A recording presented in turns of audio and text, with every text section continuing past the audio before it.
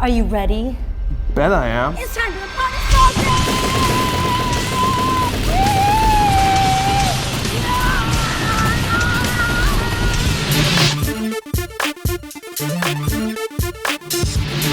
Hey everyone, welcome to the Partners Project. I'm right now with the two guys behind the Freddie W channel, Brandon Laatsch.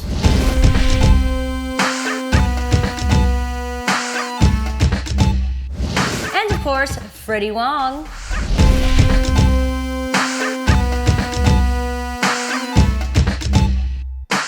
All right guys, a lot of people might be surprised that it's two of you because of course we only see Freddie in the videos.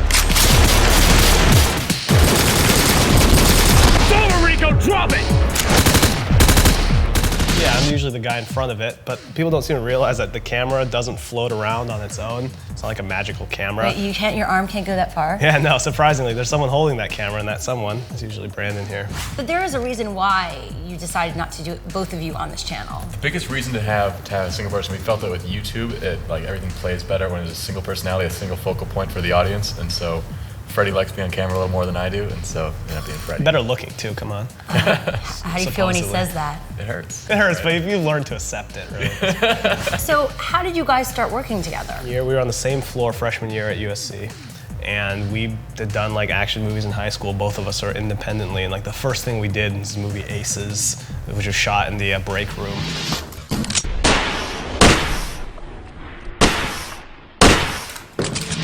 Want to look back, that's from 6 years ago when we were on the same floor freshman year. And then 2010, we started working on YouTube in March.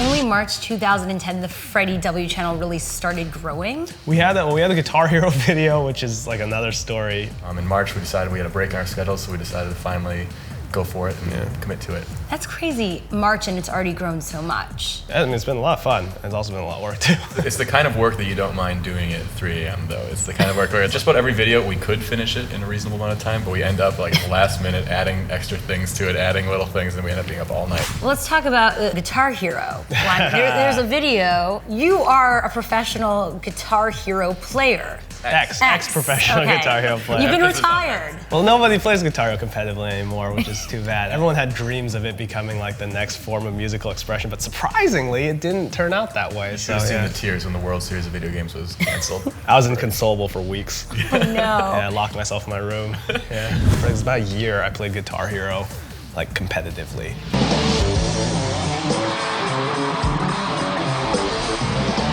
Like I went around, I was like a pro gamer, which is like the funniest year of my life. And you were on TRL and MTV, you did all these show appearances. Yeah, for a video game, which was hilarious. But what I noticed from a lot of your videos is they are really inspired by video games. I'm sorry, Freddie. 360 no scope. Yeah, I mean, we're huge nerds. It's kind of hard to avoid that one, you know. That was the funny thing about going to film school. See, I went to the cinema production program. Brandon was a sociology major, but in the cinema production program, most people are there. I think most film majors are there to make like 500 Days of Summer, or Lost in Translation. And we saw like Speed Racer, and we're like, this movie is the best movie I've ever seen. We're totally nerdy dudes, and we like action movies and blowing stuff up and guns and explosions and guitars. Yeah, we were shocked at how much hate Michael Bay got while we were in film school. Because we're getting there like this is fun. One of the best filmmakers. And that's also a bit of a difference with you guys. Like, you studied this professionally, and you were actually doing this professionally outside of YouTube. Yeah, before YouTube. I mean, it was sort of here and there, like sort of freelance work. Just coming out, it's like you sort of got what jobs you could. We had done a little bit of freelance VFX beforehand, and it was all like boring VFX, because there's two kinds of VFX. There's like you made Bumblebee transform? That's so cool. And then there's hey, there was a cable we forgot to clean up. Could you paint it out for 30 seconds in the background? There's invisible VFX and there's visible VFX. We were doing freelance invisible VFX for a little bit. It was a lot of work. That was really unfulfilling work. That's where we learned how to do it all. You're just a ton of YouTubers that live in this crazy loft. Yeah, pretty much. And you have your studio here, you live here. It's a great hands-on studio. Yeah, it's a lot of fun. It gets wicked hot in the summer, and it gets wicked cold in the winter because there's so much space, so we can't really AC it without spending like ridiculous amounts of money trying to keep it cool. Good thing it didn't come in the summer because we've been conducting this interview with our shirts off because it'd be too hot in here. Yeah, that would have been a bit awkward. There's a very strict no shirts policy in the summer. As soon as July starts, it's shirtless o'clock all day. How would you describe your videos? There's always VFX in them. Time out!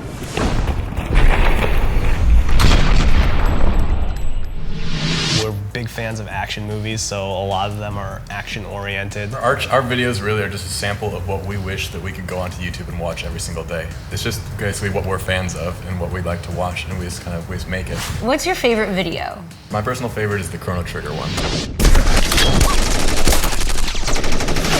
It was the first action one we did on the channel, and basically everything came together just right for it. My favorite one, I really like the hypnosis video, and part of it is because I actually know my friend Dan really well, because I was roommates with him throughout college. Knowing him is like one of the funniest things in the world to me, to see him under hypnosis and just going nuts. And everyone was like, no, hypnosis isn't real, but it's like, I assure you that was 100% real. It was so much fun to see him like struggle through these scenarios that we had set up for him. And we had rehearsed that one for a month beforehand. Like every week he'd come over and we'd do test hypnosis sessions with him just to make sure that he was really under and he wouldn't go back up when Kevin Pollak showed up. It was very important for us, to make sure that didn't happen because we had one shot at it. So it was a month of just nights of just having ridiculous fun hypnotizing our friend. That was by far the most fun one to make, just because like every single week for a month we'd have all of our friends over and everyone would come. We'd basically have a hypnosis party. I saw that. I was cracking up.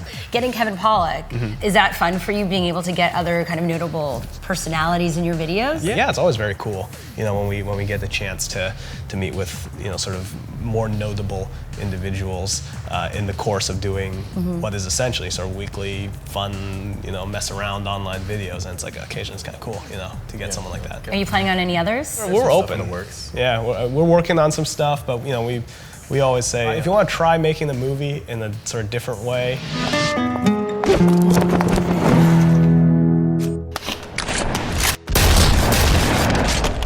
Our on-set experience is basically what you would think it was when you were a kid. If you think about what movie making is when you're an 8-year-old kid, it's a bunch of people running around with a camera having a great time and doing that. And when we came out here, we saw that everyone's doing it very slow, very sit around, wait, long setups. And so we're like, it doesn't have to be that way. That's the traditional world, which you guys have come from. I mean, you've been in the trenches of that too. So why is it so important for you to be here creating these videos on this platform? Well, it's not as fun the other way. I saw a lot of frustration. People were losing it over like just stupid stuff. And it's like, I think the problem with a lot of sort of the traditional way of looking at film is like you lose perspective, really, I think, on what you're doing. Guys, relax. We're making a movie here. We're not inventing a cure for cancer or something. It's not that important. Having been in that, it's just being like, I don't know, it's not for me. It's not what I thought. And we saw like, well, this is one way of doing it in a way that sort of we can sort of define how that should work. Our channel really is just a reaction to us coming out to LA and seeing the way the film industry works and just wanting to do it a completely different way. What was the first video that really blew you up and where you realized that this could be something full time? Well, early on we put out a video called Real Life Portal Gun. That one was one that did pretty well because the idea with it was like, okay, we have some subscribers here, but let's see if we can't get it in other places, in like game blogs and stuff, because it is kind of a gamer thing, Portal being the Valve game. So we put it out, and like Kotaku picked up on it, a bunch of gaming blogs picked up on it, and we had views sort of in excess of our subscribers. We're like, oh, okay, this seems to be the way to do it, which is to not sort of focus just on trying to hit the subscriber number and trying to be like, all right, trying to appeal to the internet as a whole. There wasn't really any like sort of nerdy, well-produced gamer-ish type of content. We're like, that's something that we like to do, and it's something that sort of fits our style. And it's like, hey, this is something that we can sort of stick with, If you could work with anyone, who would you want to work with? Oh, I've always wanted to work with Nick Cage because I think he's crazy, but in a good way, good crazy, Yeah. I was gonna say Nick Cage too. Aww, that was the one I came, great minds think alike. The last movie we watched was Season of the Witch, and so we're like really bent on Nick Cage right now. Such a ridiculous movie. Where do you want to go with all of this? What are your goals? Yeah, our immediate goal for the next year, we're going to keep doing YouTube, keep making the videos. We love doing that, and then we want to expand a little bit, we've had a lot of requests for longer form content, and so we want to expand upon that a little bit, do like a web series, do a show, do a feature, do whatever in conjunction with the YouTube channel, so kind of expand for what the audience wants to watch. Yeah, we get asked all the time when we're going to stop doing YouTube. People think we're just going to stop cold and like go back to making like a very traditional like feature or something like that, but that's the last thing that we want to do. Anything feature-wise that we want to do, we would want to be like, a little bit different, involving the online space a lot more. So speaking of the engagement, how do you both continue to engage the fans and viewers? We got rollercoaster day coming up this year. Rollercoaster We day. like to do real stuff. We like to do like real events. So last year we did this road trip where we drove around. It was like what 10,000 some miles in an RV, and we went around to all these cities and met, had meetups, or in some cases, shot with our viewers. Yeah, everybody watching this better come to rollercoaster. We like to engage, with our fans in a way that's like not like, oh hey everybody, let's hang out online or something. We like to go to do real things. Traditionally, celebrities when they've done like meetups, it's like they set a table up and they sit there and there's a big line and they sit there and they sign autographs and take photos with people or whatever. But that's not how the online community is. That's not how YouTube is. We feel it's more of a personal thing. It's more a friend thing. So we invite people to come along with whatever we're doing. Come along, go karting with us. Come along, ride roller coasters with us. Whatever. Let's go see a movie. What are your inspirations? We didn't come up with anything good. We were talking about this the entire time. We came up with Seal.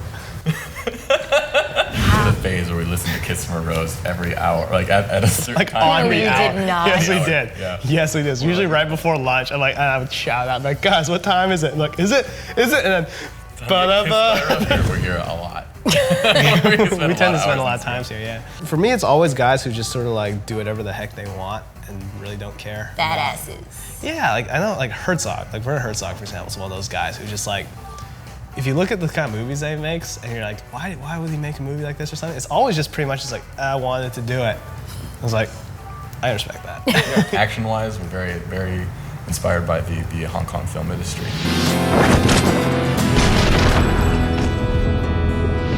Their approach to action is very much more of a showy type of where they show you what's going on rather than relying on fast cutting and fast editing to infuse it with action. Thanks so much, guys, for talking to us today. Yeah, thank you. You were great. And thanks to all of you for watching. Be sure to come back next week. We'll be back with more of the Partners Project.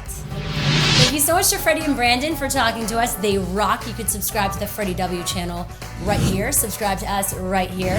For outtakes from this episode, go right here. And Blue Scary 2, you asked, we answered, we interviewed Freddie. So remember, we listened to you guys. Leave your questions, comments below. Next week, we are interviewing Daystorm. So stay tuned for that and subscribe. See you next week.